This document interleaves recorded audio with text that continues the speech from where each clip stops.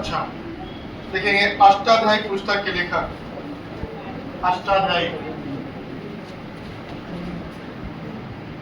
अष्टाध्यायी पुस्तक के लेखक कौन है? हाँ, अष्टाध्यायी पुस्तक के लेखक जो है पाणिनि है।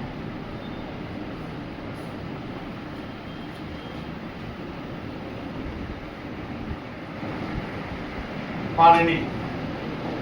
और इनका संबंध किससे है? मतलब अष्टाध्यायी पुस्तक का संबंध पेपर में बहुत पूछा हुआ है। संस्कृत व्याकरण लिख लेंगे। इसका जो है संस्कृत, देखिए पेपर में क्वेश्चन पूछा हुआ है संस्कृत व्याकरण की प्रथम पुस्तक या व्याकरण की प्रथम पुस्तक कौन है? अष्टाध्यायी, जिसके लेखक कौन है? पाणिनि।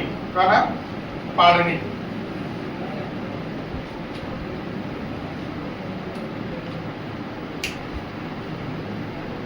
लिखेंगे अरबों द्वारा विजय पर, अरबों द्वारा सिंध पर विजय का वृत्तांत, अरबों द्वारा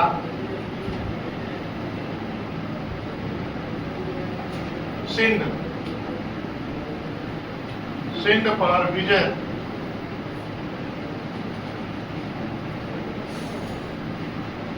विजय का वृत्तांत किस पुस्तक में है? किस पुस्तक में है? तो क्या बताएंगे आप लोग? चचनामा। कौन किताब? चचनामा। चचनामा। और चचनामा लेखक लिखे कौन है? चचनामा के लेखक, एकदम सही जवाब, अली अहमद। चचनामा पुस्तक के लेखक कौन है? अली अहमद। ठीक है, पेपर में कई बार आ चुका है। अगला किताब है राजतरंगिणी।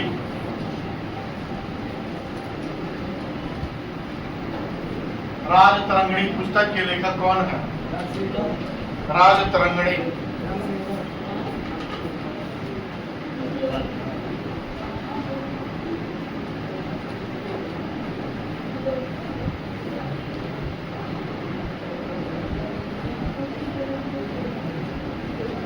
ये लेखक जो है कल्लड़ है। क्या है? हाँ, राजतरंगिणी पुस्तक के लेखक कल्लड़ है। लिखेंगे जिसका संबंध कश्मीर के इतिहास से है। जिसका संबंध कश्मीर के इतिहास से है।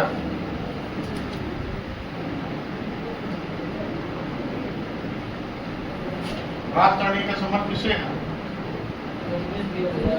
कश्मीर के इतिहास से है। मतलब इकलौती किताब है कौन? राजतरंगिणी, जिसमें कश्मीर में कौन से शासक आए, कैसे कैसे शासन किए, पूरा उसमें जो है दे रखा है। कैसे सत्ता परिवर्तन हुआ, ठीक है, कब मुगल आए, कब कैसे क्या हुआ। और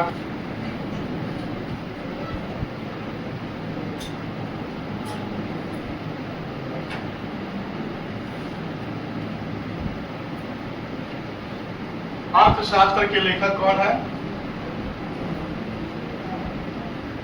चाणक्य। देखिए इनका कहा जाता है कि 16 नाम है। चाणक्य कहिए या विष्णु गुप्त कहिए या कौटिल्य कहिए। क्या कहिए? कौटिल्य कहिए। ये सभी नाम इनका है। लगभग बताया जाता है करीब 16 नाम है इनके। समझ गए? लेकिन तीनों नाम प्रसिद्ध है। अच्छा, अब विभाजित क्वेश्चन देखिए। अगर कहता है अर्थशास्त्र के जनक कौन है?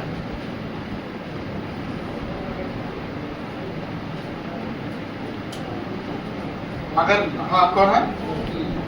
चाणक्य, तो गलत है।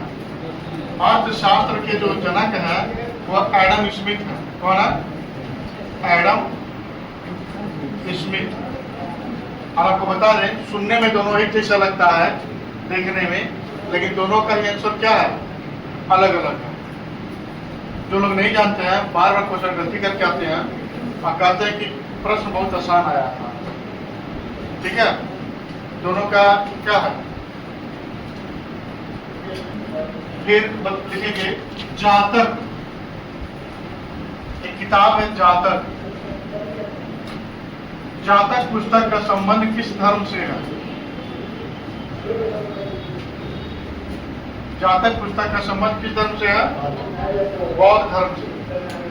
किससे है? बौद्ध धर्म से है। उसमें लिखेंगे जिसमें कहा गया है कि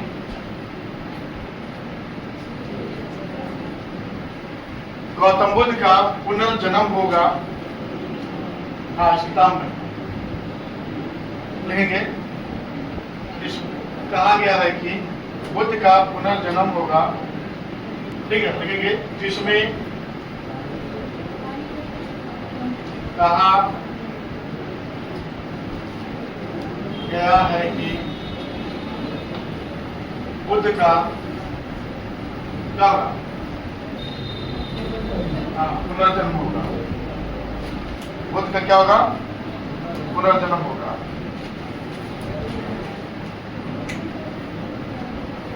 और यह पुस्तक हीनयान, कौन? हीनयान का पवित्र ग्रंथ है। पवित्र ग्रंथ है। हीनयान का पवित्र ग्रंथ है। हीनयान संप्रदाय है। कैसे? जैसे गौतम बुद्ध के जितने भी जो शिष्य थे, एक दिन आपस में लड़ गए। जब चौथी बौद्ध सभा हुई, तो चौथी बौद्ध सभा हुई जो कनिष्क करवाया था कुंडलवन में, तो प्रथम शताब्दी में, तो उसमें जो गुरु लोग आए थे आपस में क्या हो गया? लड़ गए। और यहाँ पर जो है बौद्ध धर्म दो भागों में बट गया। कितने भागों में? हीनयान और महायान है। ठीक है, हीनयान और महायान में लड़े, दो भागों में बट गया। हीनयान ये बोले, देखिए बंटवारे का कई कारण था। ठीक है, मतलब कई कारण था, उसमें से एक कारण ये भी था मूर्ति पूजा। हीनयान ये बोले हमारे जितने गुरु हैं सभी गुरुओं का मूर्ति बनाकर पूजा किया जाए। महायान बोले सब कि नहीं, जब हमारे गुरु एक है तो केवल एक गुरु का पूजा किया जाए। समझे? और जो कनिष्क था महायान संप्रदाय का क्या था? समर्थक था। कौन? कनिष्क। लिख लेंगे, कनिष्क महायान संप्रदाय का समर्थक था। कनिष्क जो है महायान संप्रदाय का, नया चल लीजिए, संप्रदाय का समर्थक था।